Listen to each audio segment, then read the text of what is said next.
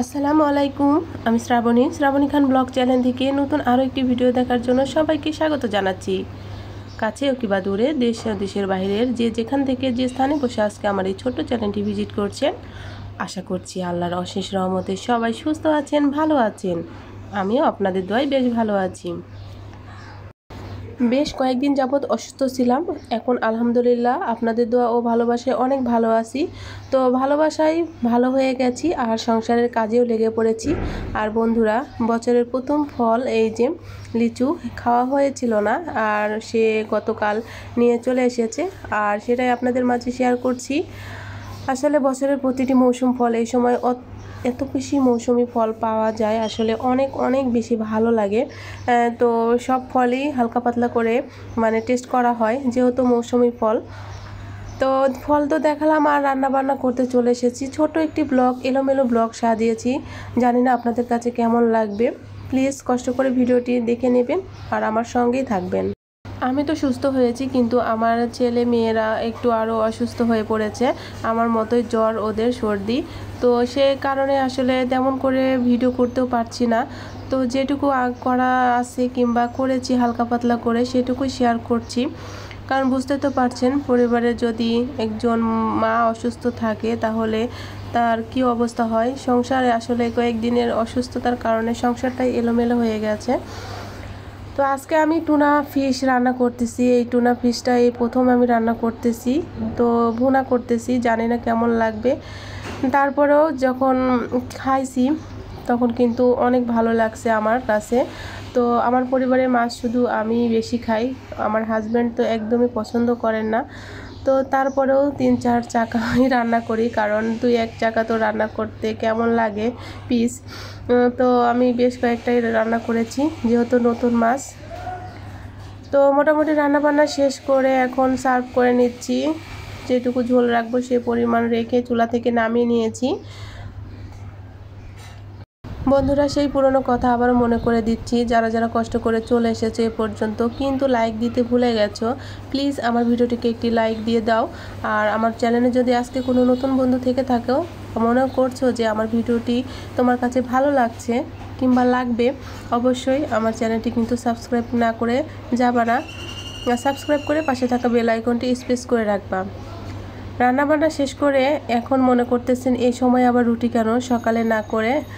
যেহেতু ফ্রোজেন করে রাখি রুটিগুলো, আর সে কারণে রান্নাবান্নার সাথে এই রুটিগুলো তৈরি করে রেখেছিলাম কষ্ট করে। তো রুটিবেলা কিন্তু অনেক কষ্টের, অনেক ঝামেলা, তারপরেও মেয়ে পছন্দ করে, আর যদি তৈরি করে রাখি নাস্তার প্যারাটা আর থাকে না।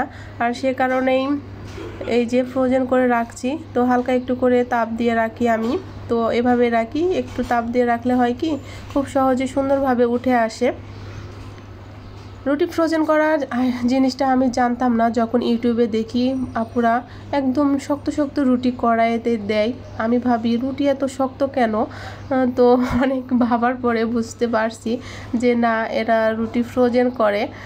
তো তারপর থেকে আমিও রুটি ফ্রোজেন করি। তো আমার কাছে অনেক বেশি ভালো লাগে আর খুব সহজ লাগে। পরোটা বলেন, রুটি বলেন, খুব সহজে ফ্রিজ থেকে বের করে তৈরি করা যায়। এই জিনিসটা কিন্তু খুবই কষ্টসাধ্য। একদিন যদি কষ্ট করি, আসলে পরের দিন আর কষ্ট করতে হয় না। পরপর কয়েকদিন কিন্তু বেশ আরামেই চলে যায়। আর রুটিগুলো ঠান্ডা করে নিয়ে চলে এসেছি। এবার আমি রুটি বক্সে ফ্রিজে রেখে দেব, আর যখন যেটা মন চাবে তখন ভেজে নেব। অল্প করেই তৈরি করছি, বেশি তৈরি করে নাই, 4-5টার মতো। যাই হোক, 1-2 দিন হয়ে যাবে। বন্ধুরা, অনেকের ভিডিও আমি দেখতে পারিনি, কিন্তু তোমরা কিন্তু আমাকে অনেকজনই ভুলে গেছো, আবার মনে রেখেছো। প্লিজ আমাকে ভুল বোঝো না, কষ্ট করে আমার ভিডিওটি দেখে নিও। আর এই তো একদম বিকেলবেলা চলে এসেছি। আজকে আমি একটা ডিম দিয়ে, চালের গুঁড়ো দিয়ে মজাদার একটি পিঠা তৈরি করব। সেই পিঠার রেসিপি আপনাদের সাথে শেয়ার করব, আশা করছি অনেক বেশি ভালো লাগবে। তো মাত্র একটা ডিম দিয়ে এত সুন্দর সুন্দর মজার পিঠা যে তৈরি করা যায়, আসলে না দেখলে বিশ্বাস করবেন না। দেখতে থাকুন, অবশ্যই ভালো লাগবে।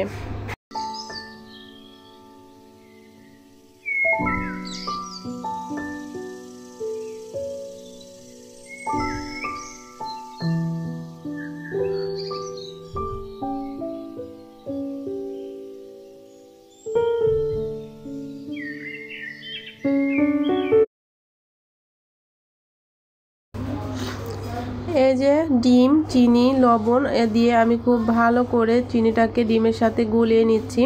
তো কেকের ব্যাটারের মতো আর কি, ডিম যতক্ষণ পর্যন্ত আসলে চিনি গলবে না ততক্ষণ পর্যন্ত আসলে একটু চিনিটাকে ভালো করে ফেটাতে হবে। তো আমি একটা হ্যান্ড উইচের সাহায্যে খুব ভালো করে কিন্তু চিনিটা ফেটিয়ে নিচ্ছি। তারপরে এই যে চাউলের গুঁড়া দিয়ে দিচ্ছি। আমি 2 টেবিল চামচের মতো চাউলের গুঁড়া নিয়েছি, 2 কাপ, আর সাথে একটু গুঁড়ো দুধ দিয়ে দিচ্ছি। আর আপনারা এর সাথে কিন্তু একটু ময়দা অ্যাড করবেন, ময়দাটা আমার সাথে স্কিপ করে গেছে। তো যাই হোক, ময়দা দিলে হবে কি একদম সুন্দর একটা টেক্সচার আসবে, সুন্দর তৈরি করতে ভাজতে সব কিছু মিলেই ভালো লাগে। ময়দা কিংবা আটা যে কোনোটাই দিতে পারেন। আর এই তো খুব ভালো করে আমি কোনো কিন্তু পানি ইউজ করি নাই, একদম ডিমে আর চিনির যে পানিটা সেই পানিটাই পরিমাণ মতো আমি আটা দিয়ে দিয়েছি। তো সেইভাবে একটা ডো তৈরি করে ফেলেছি, দেখুন কীরকম ডো। তো ওইভাবে ডো তৈরি করে হাতের সাহায্যে তেল মাখিয়ে একটু একটু করে সুন্দর সুন্দর যে যেমন ডিজাইন পারেন সে যেমন ডিজাইনই তৈরি করবেন। তো এই যে আমি এভাবে একটি কাঁটা চামচের সাহায্যে একটি ডিজাইন করে নিচ্ছি।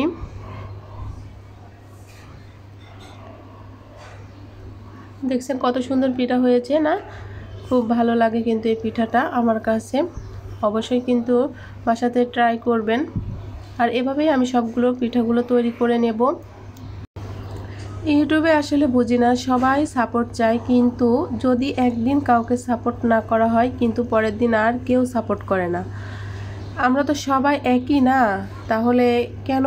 হয়তো পারে কারো কোনো সমস্যা হয়েছে, কিন্তু আমি যে আপনার ভিডিও দেখছি না তাই বলে যে আপনি আমাকে বাদ দিয়ে চলে যাবেন, এটা কিন্তু ঠিক না, তাই না?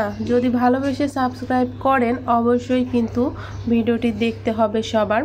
আর এই যে কথা বলতে বলতে কিন্তু আমি এই এতগুলো পিঠা তৈরি করে ফেলেছি, 2 রকম ডিজাইন করেছি, সাথে এই রকম করেছি। ভাবলাম দেখি এরকম তৈরি করে খেলে কেমন লাগে। তো এবার ভাজার পালা, তো ভাজতে যাব। চুলাতে আমি কিন্তু অলরেডি তেল আগেই বসিয়ে দিয়েছিলাম বানাতেই। আর তেলটা বেশি গরম না, হালকা একটু গরম হতেই আমি কিন্তু পিঠাগুলো দিয়ে দিলাম। যদি বেশি গরমে দেওয়া যায় কিন্তু পিঠা দেখা যাবে এক সাইডে বেশি পুড়ে যাবে, তাড়াতাড়ি হবে না। তো একে একে করে সবগুলো পিঠা আমি দিয়ে দিচ্ছি আর এভাবেই ভেজে নেব। আর তারপরে কি হয়েছে, আমার আর ভিডিও করা হয় নাই, আমি এই পর্যন্তই ভিডিও করেছি। তো আজকের ব্লগটি কেমন লাগলো অবশ্যই কিন্তু আমাকে কমেন্ট বক্সে জানাতে ভুলবেন না। মাঝে মাঝে এমন হয় যে ভিডিও অন করে নাই কিন্তু কাজ করে ফেলেছি, তারপরে ভিডিও হয়তো মেমোরি ভরে গেছে, এরকমের কারণে অনেক সময় ভিডিও আসলে হয় না। তো আমার একই অবস্থা, আমি এই পর্যন্ত ভিডিও করেছি তারপরে আর ভিডিও হয় নাই। তো যাই হোক, আজকের মতো এখানেই বিদায় নিয়ে নিচ্ছি। দেখা হবে নতুন কোনো ভিডিও নিয়ে। সে পর্যন্ত সবাই সুস্থ থাকবেন, ভালো থাকবেন। নতুন আরেকটি ব্লগ দেখার জন্য সবাইকে ওয়েলকাম জানিয়ে আমি এখানেই বিদায় নিয়ে নিচ্ছি। আল্লাহ হাফেজ, আসসালামু আলাইকুম।